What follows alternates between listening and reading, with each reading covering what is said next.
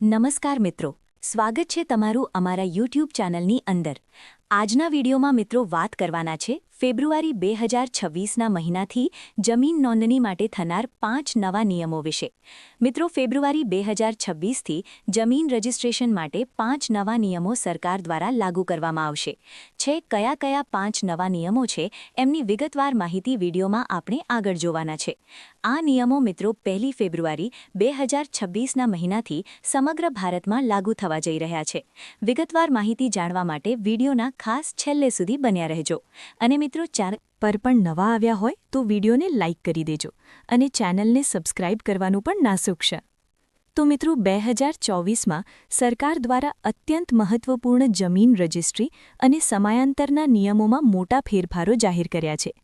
નવા નિયમો અનુસાર જમીનનો ઓવરનરશિપ રેકોર્ડ હવે વધુ સુરક્ષિત, પારદર્શક અને મિત્રો ઝડપી તેમજ કાયદેસર રીતે મજબૂત બન્યો છે।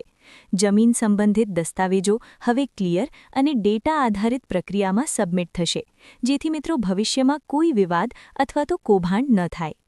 મિત્રો, જો તમે પણ જમીન ધરાવો છો અથવા તો ખરીદી રહ્યા છો કે વારસાઈમાં મળેલી છે, તો આ વિડિયો તમારા માટે અને આ 5 નવા નિયમો જાણવા તમારા માટે ખૂબ જ જરૂરી છે કે લેન્ડ રજિસ્ટ્રેશનના નવા નિયમો શું લાગુ કરવામાં આવ્યા છે, જે મિત્રો 1 ફેબ્રુઆરી 2024ના મહિનાથી સમગ્ર ભારત તેમજ સમગ્ર ગુજરાતમાં લાગુ કરવામાં આવ્યા છે। તો મિત્રો, એમાંનું પહેલું આવે છે ડિજિટલ રજિસ્ટ્રી। પુરાવા ખરીદ થઈ લાગુ થશે લાગુ। મિત્રો, 2026થી હવે જમીનનું રજિસ્ટ્રેશન પ્રક્રિયા સંપૂર્ણપણે ડિજિટલ પદ્ધતિથી થશે, જેમાં મિત્રો જમીન ડેટા ઓનલાઈન ગવર્મેન્ટ રેકોર્ડમાં અપલોડ થશે। મેન્યુઅલ પેપરવર્કનો ખર્ચ અને સમય બંને ઓછો થશે। રેકોર્ડ હેક થયેલા કે ફેરફાર થયેલા નહીં રહે। આ બદલાવનો મુખ્ય હેતુ મિત્રો જમીન રજિસ્ટ્રેશનની પ્રક્રિયાને ટકાઉ તેમજ ભારે મજબૂત બનાવવાનો છે। ત્યાર પછી મિત્રો વાત કરીએ બીજા નવા નિયમ વિશે।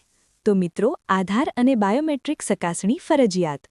મિત્રો, જમીનનું રજિસ્ટ્રેશન કરતી વખતે હવે આધાર વેરિફિકેશન તેમજ બાયોમેટ્રિક ઓથેન્ટિકેશન ફરજિયાત રહેશે, જેમાં મિત્રો દરેક પક્ષકારના નામ આધાર કાર્ડ સાથે લિંક કરવાનું થશે અને મિત્રો રજિસ્ટ્રેશન ત્યારે જ વેલિડ ગણાશે।